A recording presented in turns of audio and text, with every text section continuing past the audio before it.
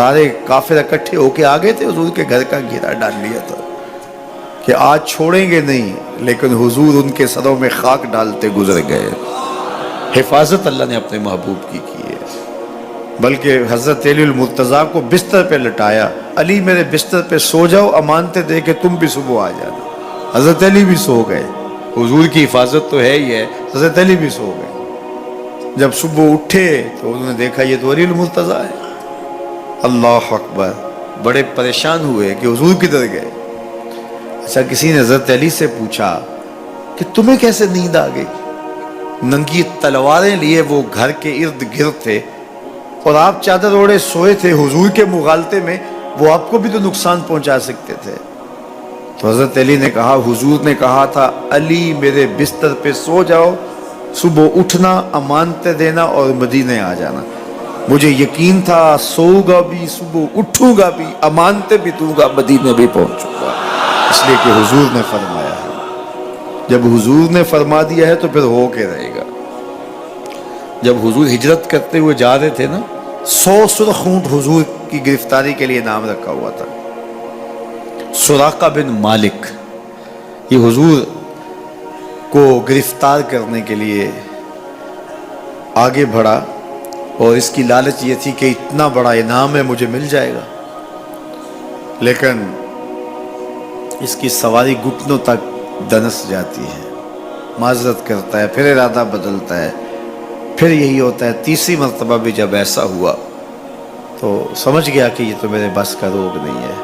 اب اسے پریشانی ہوئی کہ جو آج اس حالت کے اندر بھی اللہ کی اتنی تائید کے سائے تلے ہیں، تو کل جب یہ دوبارہ پلٹیں گے اور مکہ ان کے قبضے میں ہوگا تو پھر میرے ساتھ نہ جانے کیا سلوک ہوگا۔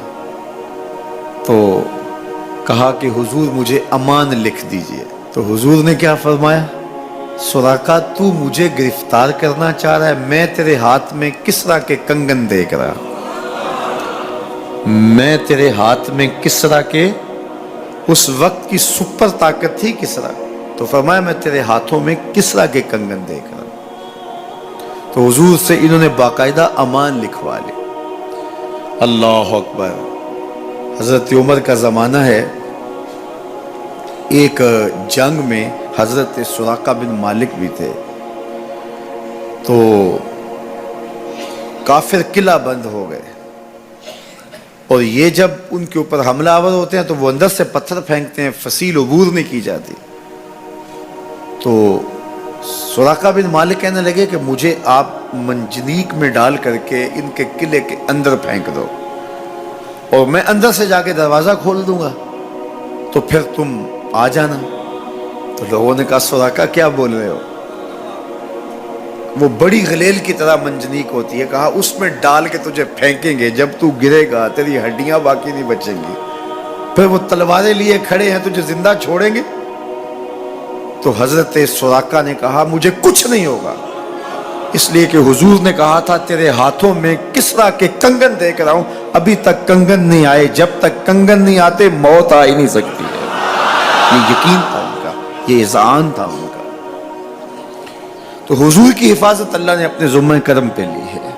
سوال یہ ہے کہ باقی بھی اللہ کے سچے نبی ہیں، ان کی حفاظت اللہ نے اپنے ذمہ کرم پہ کیوں نہیں لی، اور حضور کی حفاظت اپنے ذمہ کرم پہ کیوں لی؟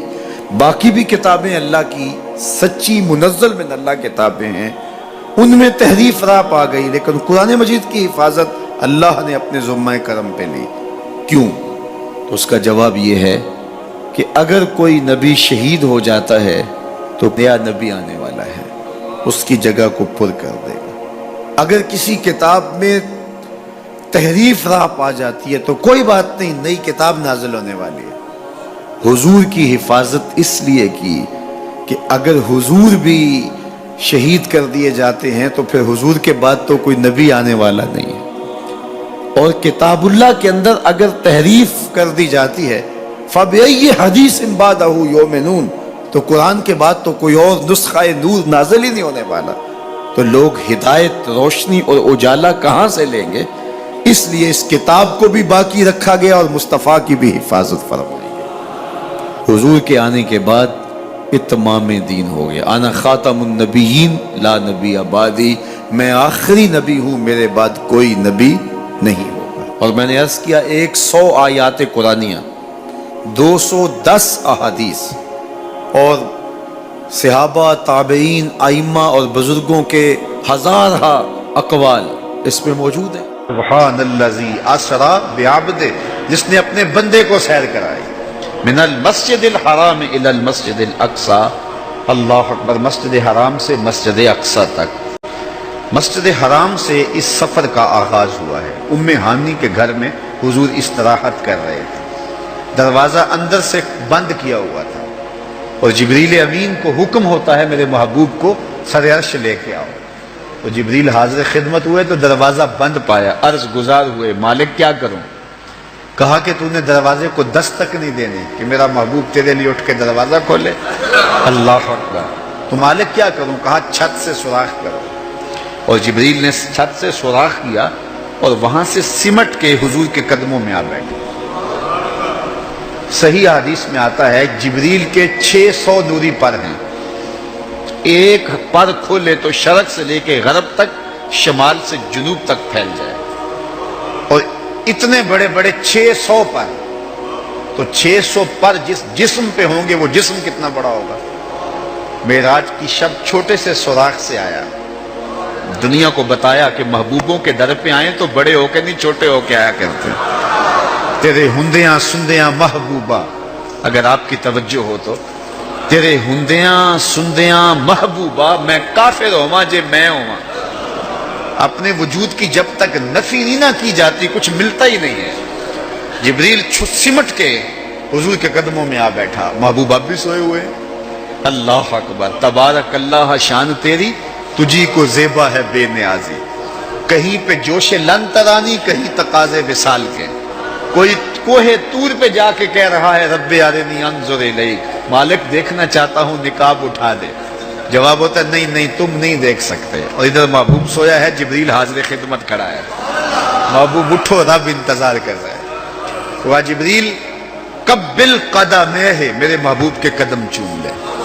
تو جبریل نے اپنے کافوری ہونٹ حضور کے قدموں پہ رکھ دیے. قبل تفعیل ہے، تفعیل کثرت ماخذ چاہتا ہے، یعنی اس کا معنی یہ نہیں کہ ایک بار چوم، اس کا معنی ہے بار بار چوم. تو جبریل حضور کے قدم چوم رہے ہیں. بشرط چادر تان کے ستا، نور چمے پہ تلیاں. بشرط چادر تان کے ستا، نور چمے پہ تلیاں. جس دی خاطر سجیاں ہویاں نے عرش بری دیاں گلیاں. بشرط اگے وددا ہی جاوے، نوری رہ گیا تھلے. جس ویلے انہوں ود دیاں ویکھیا، آکے بلے بلے بلے. کوئی حد ہے ان کے عروج کی، بالا غل اولاب کمال. حضور علیہ السلام کو ام ہانی کے گھر سے حتیم میں لایا گیا. صحیح حدیث ہے. حتیم میں لا کر حضور کے صدر انور کو چاک کیا گیا اور قلب اطہر حضور کے سینے سے نکال کر کے ایک تشتری میں رکھ کے آب زمزم سے غسل دیا گیا. اور حضور فرماتے ہیں یہ سارا منظر میں کھلی آنکھوں سے دیکھ رہا ہوں. حضرت امام بدر الدین عینی علیہ رحمہ عمدۃ القاری شرح صحیح بخاری کے اندر لکھتے ہیں کہ جو ہی حضور کے قلب اطہر کو دیکھا تو جبریل اشش کر اٹھے. انہوں نے لفظ کیا کہے، قلب وقیع فیہ عینان تبصران و اذنان تسمعان. واہ واہ کیسا دل ہے جس میں دو آنکھیں ہیں جو دیکھتی ہیں، دو کان ہیں جو سنتے ہیں. حضور کا دل عام لوگوں کے دلوں کی طرح نہیں ہے. اعلیٰ حضرت نے جو قصیدہ سلامیہ لکھا ہے، جو عموماً مساجد میں نماز جمعہ کے بعد پڑھا جاتا ہے، تو اس میں آپ نے ایک تو حضور کے معجزات کا ذکر کیا ہے اور دوسرا اس قصیدہ سلامیہ میں حضور کے ایک ایک عضو بدن پہ سلام پڑھا ہے. کبھی انگلیوں پہ سلام، نور کے چشمے لہرائیں دریا بہیں، انگلیوں کی کرامت پہ لاکھوں سے. کبھی ہاتھوں پہ سلام، ہاتھ جس سمت اٹھے غنی کر دیا، موج بحر سماحت پہ لاکھوں سلام. کبھی بازوؤں پہ سلام، جن کو بارے دو عالم کی پرواہ نہیں، ایسے بازو کی قوت پہ لاکھوں سلام. کبھی ہونٹوں کو سلام، پتلی پتلی گلے قدس کی پتیاں، ان لبوں کی نزاکت پہ لاکھوں سلام، کبھی حضور کے سر انور کو سلام جس کے آگے سرے سربراہ خم رہے، اس سرے تاج عزت پہ لاکھوں سلام۔ ایک ایک عضو بدن پہ سلام پڑا ہے، تو ایک ایک عضو پہ سلام پڑھتے پڑھتے جب اعلیٰ حضرت حضور کے دل پہ آئے تو اعلیٰ حضرت کا قلم رک گیا۔ اور اب اعلیٰ حضرت کی یہاں بولی دیکھیے، یہاں آئے تو بولے دل سمجھ سے ورا، ایک ایک عضو کی بات کی ہے، احادیث بھی ملتی ہیں، اب حضور کے دل کے بارے میں کیا لکھوں؟ اعلیٰ حضرت بولے دل سمجھ سے ورا، مگر یوں کہوں گنچائے راز وحدت پہ لاکھوں سلام۔ یہ اللہ کے رازوں کا امین ہے حضور کا قلب اطہر۔ اللہ اکبر، کائنات کی سب سے بڑی حقیقت حضور کا قلب اطہر، وہ دل جس میں خدا کے جلوے سموئے ہوئے ہیں۔ اللہ اکبر۔ حضور فرمایا تنام عینایا ولا ینام قلبی، لوگوں سنو، میری آنکھیں سوتی ہیں، میرا دل نہیں سوتا۔